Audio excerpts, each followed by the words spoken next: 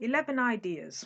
So this is part one of 4 parts of tips and strategies to get you through COVID-19. So do get a pen and paper handy. At the end, you can download all of these ideas and just see if any of them can and do resonate with you. So number one, cancel subscriptions. That's step one. Any unnecessary spending habits that you've picked up over the years, now really is the time to stop them. And all of these ideas can be applied whether it's to your business or to you as a personal individual. But look at your services and subscriptions and ask yourself honestly, do you really need it? Is it necessary? The way to do this, get your bank statement and go back 3 months. I'd say 3 months because some subscriptions are quarterly and you might miss one or two. So have a look and see, is there anything that you're paying for that you're not going to use? A lot of people had gym memberships, they stopped. A lot of people maybe had more than one subscription. So you might have had, say, a Netflix subscription as well as uh, an Amazon video subscription, as well as a Sky subscription, as well as Now TV, whatever, all these different media platforms. If you've got to have one, have one, but it's time really to cut back. And what you need to do is you go through your bank statement, circle the costs that are unnecessary and cancel them. Now, some of these things can be done online. Some of them make it almost like Mission Impossible, where you've got to look for the bit where you can go and cancel it. It sends you here, it sends you there. Are you sure? Some things can be so difficult to get out of, and then they want you to phone them. Virgin Media, for example, are a prime one for that. And then when you phone them up, they put you onto the cancellations team. Their job is to get you to stay with them, to not cancel. You've got to be firm. Do not allow yourself to be talked into it. When I had to cancel a subscription, there was a software subscription. I was paying £199 a month for it. It's a business cost. I looked at it and I said, no, it's got to go. And I contacted them to cancel it, and then they were like, oh, don't worry, because of this coronavirus, this COVID, what we can do is we can just charge you 50%, and then you can catch up later on. We'll put in a payment plan, and we'll give you, like, I don't know, 12 months to catch up. But I had to stand firm and say no, cancel it, because I'll still be, those charges will still be mounting up, and it's not helping me. I need to cancel it. I need to get rid of it. So you've got to stand firm. Even if they drop the price, just stand firm. It's got to go. Number 2, revise your budget. Now, I always say to people, really important, make a list of all the income that you've got coming in, list all your expenses, do it on a monthly basis. Your goal is to make sure that your income is more than your expenses. That's all you want from your budget. Just make sure that your income is more than your expenses. And for a lot of people, if they were on furlough, it means their income has dropped by 80 has dropped to 80% of what it normally is. So therefore, this is why it's really important just to revise. Okay, so if that's what you're now going to get, what are your expenses? And luckily and happily, a lot of people also found that their expenses had dropped by actually more than 80% because they had no travel, they weren't spending on all the unnecessary, like, bad habits they'd picked up, unnecessary coffees and all of those things, and they were in their house, and the shops, a lot of them had closed, so they couldn't go shopping for shoes and stuff like that, so they didn't need anything like that. So they were actually able to manage their expenses right down, which is really good. And step 3 is set goals for yourself. So at this point, I have to say, play your own game. So for example, if you have lost, let's say, 20% of your income, then you may want to set the goal of how to make that figure back. So you might have said, right, income went down by 20%. I need to find a way to generate 20%. Your goal can be whatever makes sense for you. It could be, okay, if my money has dropped by 20%, I need to reduce my expenses by 20%. And you make that a goal for yourself. 4th step is to learn a new skill. So this is leading in and supporting what the government is telling us all to do, to retrain, basically, rethink, relearn something new. Now, I would say that turn off the news if it is too depressing. I mean, for a while in the UK, I think it was about 5 o'clock, from about, say, March to about May, we used to get this government briefing, which was basically the daily death report. How many people had died so far? And you can listen to it for a couple of weeks, and then after a bit, it's like, I don't want to know the death toll. I want to know actually how many people are surviving this thing.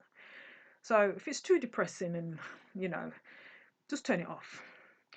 And then do something more productive with your time. So here's some examples.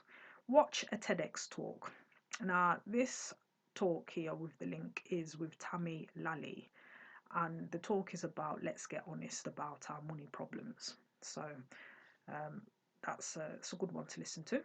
And there are other TEDx talks. Do something inspiring. Watch something inspiring on YouTube. So, for example, Rich Dad Poor Dad, my favourite book of all time. Robert Kiyosaki's got a show called the Rich Dad Radio Show.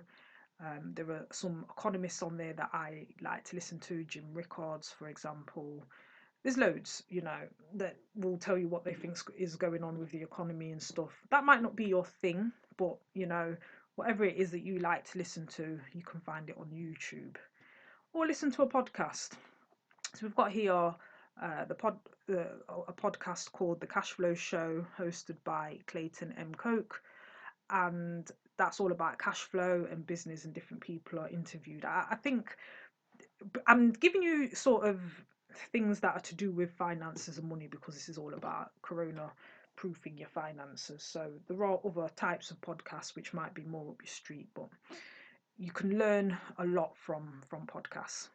There's another one here. Welcome to the Business Buzz podcast, a new podcast for makers, artists, and designers. So, depending on what your sort of interest is, there's a podcast out there for you, I can guarantee you. I've got another one. This is one of the first podcasts I ever got into, which is with Pat Flynn, the Smart Passive Income podcast. He's been going for many years. And I think it probably actually was the first podcast I ever listened to. So it's very good advice on passive income tips. You can listen to a podcast on your phone or on your laptop.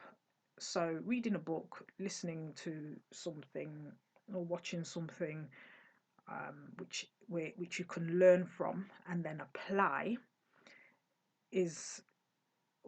it will be a more productive use of your time. So you can learn a new skill in new ways, and you can learn about new things through these talks, these channels, and these podcasts.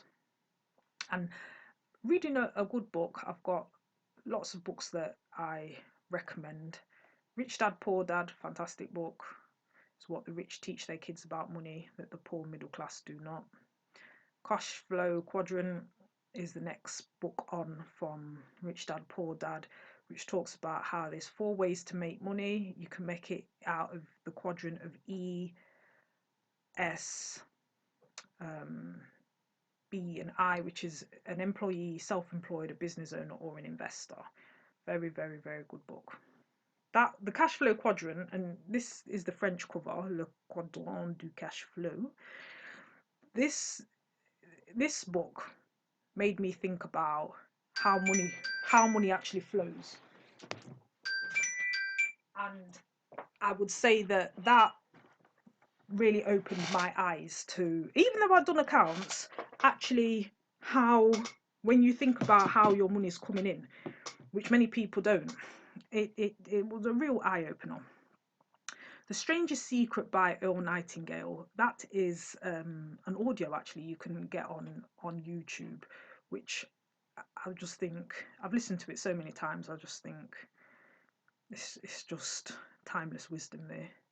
The Science of Getting Rich, probably written about 100 years ago.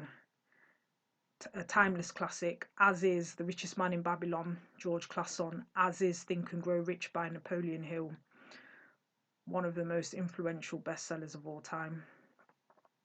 You've got Alvin Hall, Your Money or Your Life. It's a practical guide to solving your financial problems and affording a life you'll love. I enjoyed reading his books, and he actually had a BBC, I think it was, TV show here in the UK. Yes, BBC.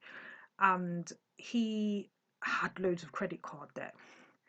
And so I listened to Alvin, and the key with credit card debt, if you've got a lot of credit card debt, is to make sure that you pay off the debt with the highest interest first.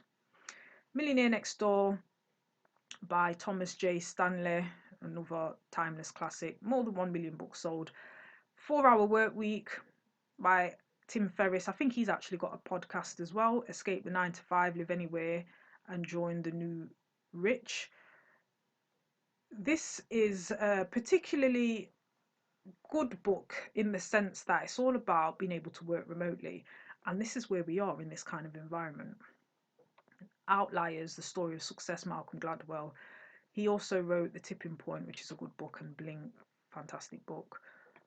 Outliers makes you think about how some of these stories or these companies that have done really well and have been really successful, it makes you think about how did they reach that level of success, and sometimes it's not what you think. It's a series of events that leads them there. You've got my book here, Make the Most of Your Money, How to Budget, Save and Manage Your Finances, also available in audio, and Constant Cash Flow, How to Make Money Flow to You Every Day. So recommended books to read to get into the financial mindset.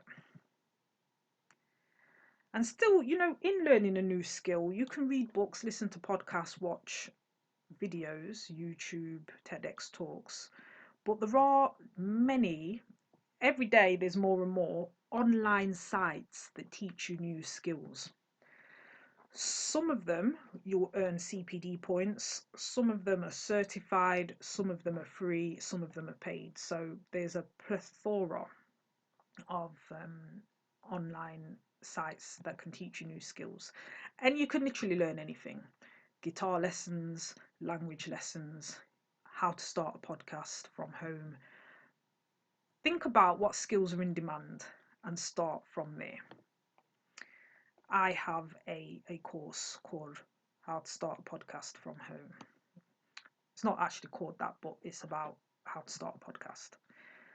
And you've got to remember that some of these skills are transferable no matter what you learn. It doesn't mean you necessarily start a podcast, but the podcast can be a business in itself. However, through understanding how podcasts work, you could maybe get into audiobooks, into sound bites, into editing, into voiceovers, vocals, jingles, a variety of ideas. So it's never, when you learn a skill, microphone technique or to edit or to mix and master, it's never just that skill, it's how can that skill be applied, and what are people looking for at the moment. Always think of that before learning, just deciding what skill is worth learning at the moment.